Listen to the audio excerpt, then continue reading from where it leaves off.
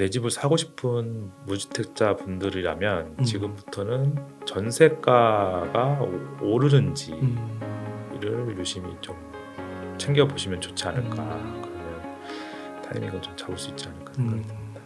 진짜 저도 깜짝 놀란 게 보니까 막 15억 하던 집이 8억 돼 있고 네, 11억 그렇죠. 하던 집이 5억 5천인가 막 돼 있고 막 이러더라고요.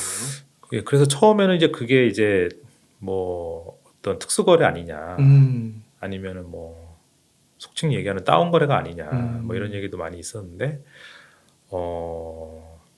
점점 그렇게 일반화된 거래로 점점 가고 있는 상황인 것 같아요. 네.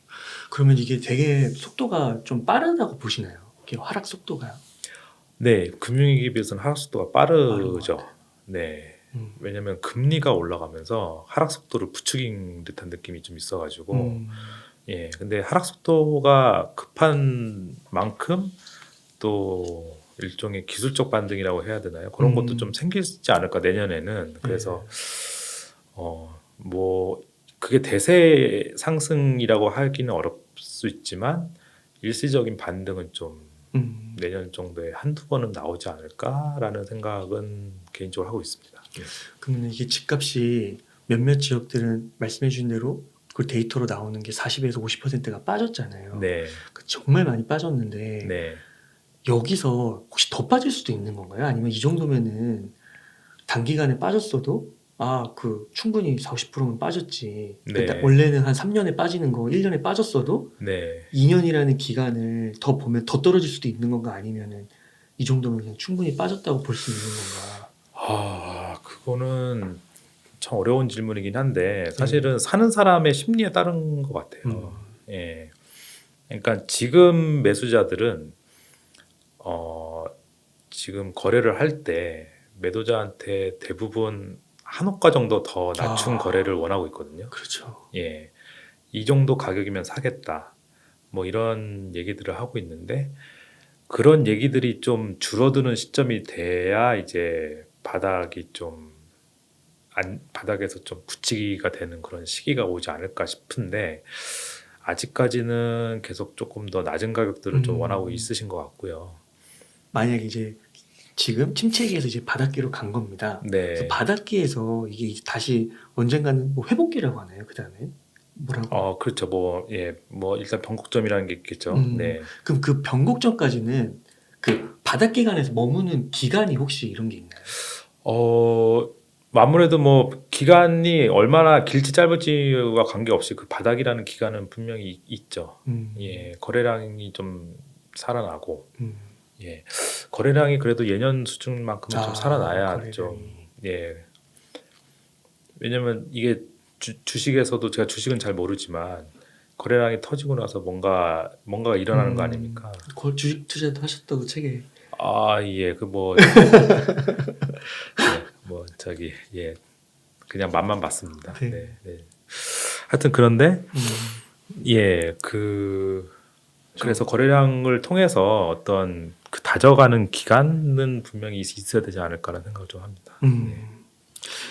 그러면은 이제 그 책에 보면은 무주택자, 1주택자, 다주택자 네네네. 그분들이 하락장에서 살아남는 법, 네네. 그래서 많은 질문들을 모아주시고 정리를 해주셨는데, 먼저 무주택자분들에서 좀 질문을 드리면 네. 지금 시점에서 그러면 조금 많이 하락한 곳은 집을 사도 될까요? 저는 일단 그러니까 1주택자들 같은 경우는 그러니까 제 논리는 이렇습니다. 그러니까 금매로 사서 금매로 팔고 금매로 사서 그렇게 넘어갔을 때 갭이 그러니까 차이가 자기 돈이 들어가는 그 차이가 급등장이나 상승장 때 어떤 차이보다 적다면 넘어갈 만한다고 생각을 합니다. 예를 들어서 그냥 원래대로 넘어가려면 한 3억 정도의 집값 차이가 생겼는데 지금은 자기 집도 떨어졌지만 갈아탈 곳이 더 떨어져서 왜냐면 갈아탈 곳이 더 인기가 있었으면 더 떨어질 수 있잖아요. 맞아요. 예. 그래서 최종적으로 자기 거를 싸게 팔고 싸게 넘어갈 때 비용이 2억 정도가 든다. 그러면 넘어가요. 절대적으로는 이익이니까요. 그러면 넘어갈 생각을 할 수 있겠죠. 맞아요, 맞아요. 네, 근데 더 많이 든다 그러면은 뭐 넘어갈 시기는 아닐 거고요. 책에서 그 부분 되게 인상 깊게 봤습니다. 네, 그 하락장에서 갈아타는. 네. 왜냐하면 음, 하락장에서 갈아탈 때는 자기 집이 팔리지 않으면 갈아타기가 어렵습니다. 근데 자기 집이 낮게 파는 걸 아까워해서 아니면은 그거를 높게 판다라는 전제를 깔고 갈아탈 생각을 하시다 보니까는 그 집이 못 팔아서 못 가시는 분들이 많거든요. 그러니까 그거는 상승장의 문법이죠. 예. 그러니까 하락장에서는 자기 집을 최대한 신속하게 팔아서 그 다음 상급지로 금매를 신속하게 잡아서 넘어가는 게 필요한데 네. 그러려면은 자기 집이 얼마에 팔릴 수 있는지를 굉장히 냉정하게 따져볼 필요가 있는 거죠. 그렇게 따져서 평시보다 넘어갈 때 비용이 적게 든다. 그러면 넘어갈 만하다고 생각을 합니다. 네. 예. 그러면 이제 무주택자분들은 무주택자분들은 사실 무주택자분들 같은 경우는 그야말로 사이클을 좀 더 민감하게 보실 필요가 있어요. 왜냐하면 주택이 있으신 분들은 주택은 사이클에 따라서 자산 가격이 올라갔다 내려갔다 할 수 있기 때문에 상승장에서 갈아타나 하락장에서 갈아타나 다음 상급지에 대한 갭은 어느 정도 유지가 되거든요. 근데 집이 없으신 분들은 전세금이라는 걸 가지고 레버리지를 해서 이제 집을 사셔야 되는데 전세금은 고정 금액입니다. 그렇죠? 사이클이 그냥 상승장이라고 전세금이 늘어나지 않죠. 하락장이라고 전세금이 빠지는 건 아니고. 그렇기 때문에 같은 고정 금액인 전세금을 가지고 더 작은 갭으로 가려면 사실은 하락장으로 가는 게 이론상 맞는 거죠. 예. 근데 심리적으로는 그렇게 못 하시죠. 왜냐면 넘어갔다가 집이 더 떨어지면 어떨까라는 그런 손해 심리가 있기 때문에 상승장에서는 내가 집을 샀을 때 올라간 기대 심리가 있지만 그렇죠. 하락장에서는 그런 기대 심리가 없기 때문에 그래서 사실은 논리상으로는 하락장에 가셔야 되는데 현실에서는 그러지 못한 분들이 많으시죠. 그러니까 그거를 극복하는 게 좀 관건이지 않을까라는 생각이 들고. 예. 보통 한 집을 살 때요. 네, 야, 많이 빠졌는데 네, 그 어느 정도 선까지는 그러니까 너무 바닥을 제다보면 못 세잖아요. 그렇죠. 그러니까 여기서 내가 사는데 그래도 뭐 밑으로 한 몇 %까지 더 빠질 수 있다라고 감안하는 정도. 그런 게 있을까요? 물론 개인마다 다르겠지만 어느 정도는 그래도 감수하시고 살아. 네. 보통의 조언을 주실 수 있다면. 저는 이거 되게 심리적인 문제인 것 같아요. 왜냐하면 바닥은 지나봐야 알죠. 예. 근데 그래서 오히려 데이터상으로 보면 바닥으로 내려갈 때 사시는 분들은 별로 없어요. 내려가는 그 과정에서 사시는 분들은 별로 없어요. 왜냐하면 지하가 어딘지 모른다는 인식이 있으니까요. 내가 오늘 5억에 샀는데 다음날 4억 8천이 되면 이제 손실감이 생기니까 보통 언제들 많이 사시면 상승이 시작될 때 사시기 시작하시거든요. 예. 근데 상승이 시작될 때도 좀 긴가민가 하시죠. 또 내려가면 어떨까 생각을 하다가 근데 어느 정도 이제 상승의 분위기가 완연해지거나 정부에서 규제를 하기 시작한다고 했을 때부터 이제 집을 좀 본격적으로 많이 사시기 시작하시는 것 같아요.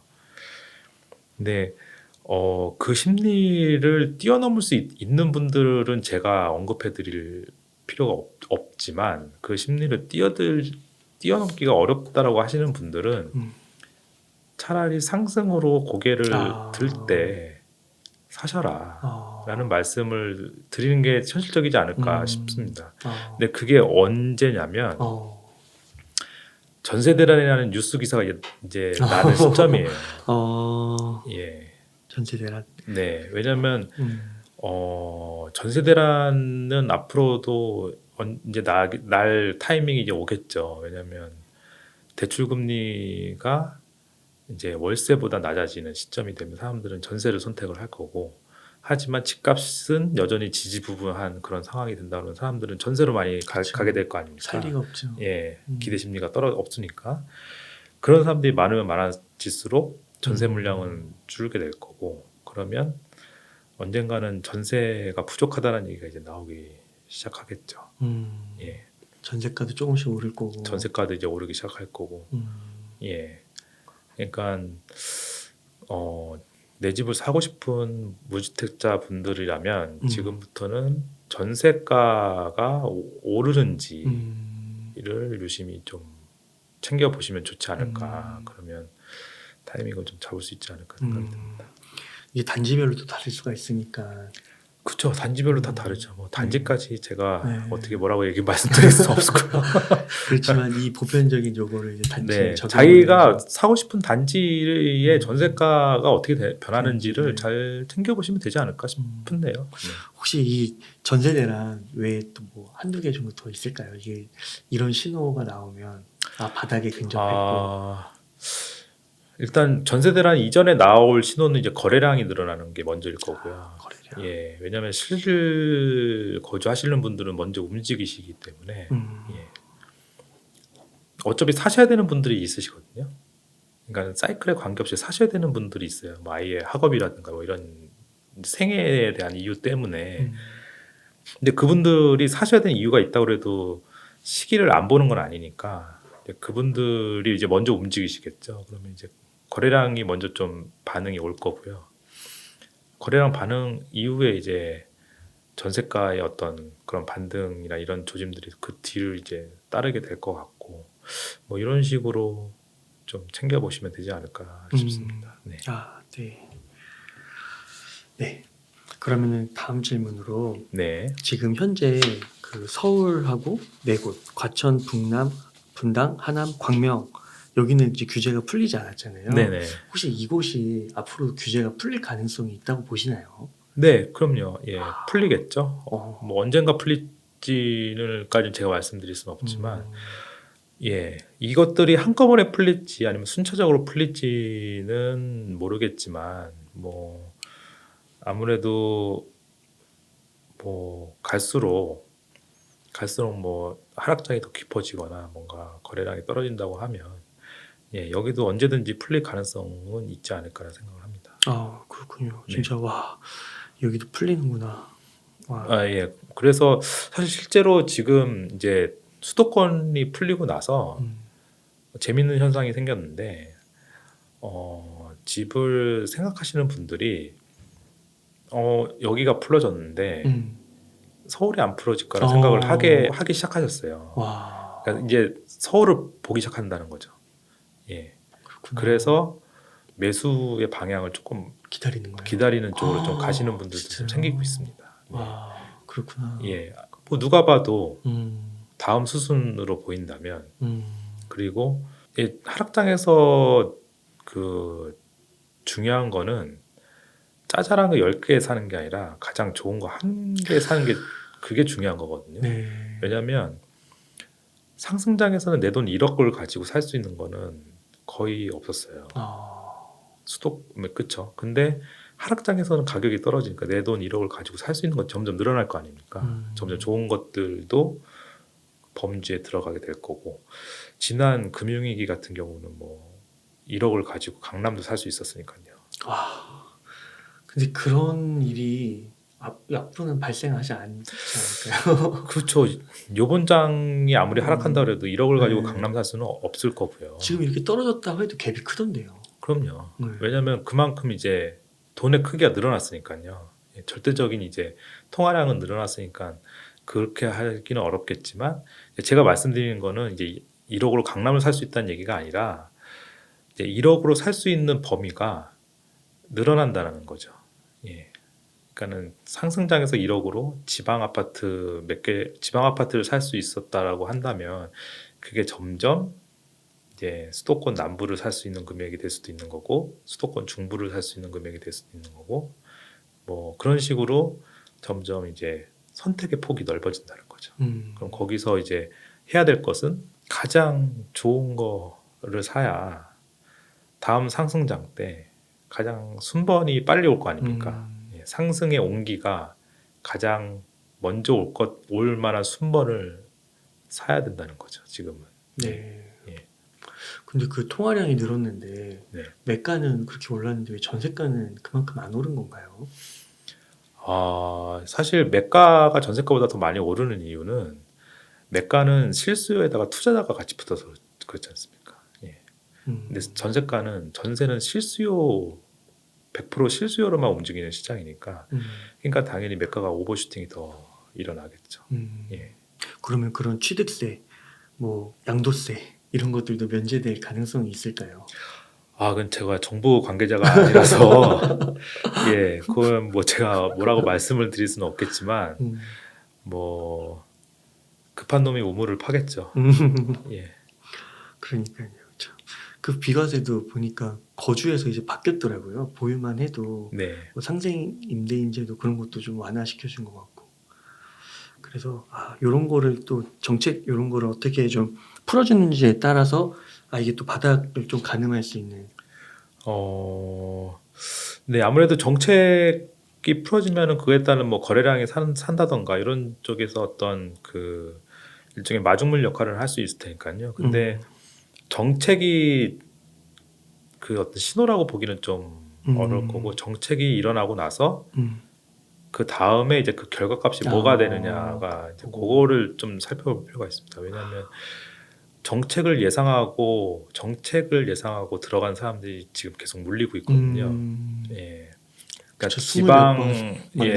지방 조정 지역 풀어줬을 때 풀어주는 그날 오를 거라고 생각하고 들어가신 분들이 지금 또 물려 있고, 예, 수도권 조정되고 나서 오를 거라고 생각하신 분들이 더 물려 있고, 예, 그게 정책이 효과가 나타나지 않았기 때문에인데, 그러면은 정책 효과보다 더 상위에 지금 심리를 묶어놓는 뭔가가 있기 때문에 그런 거 아니겠습니까?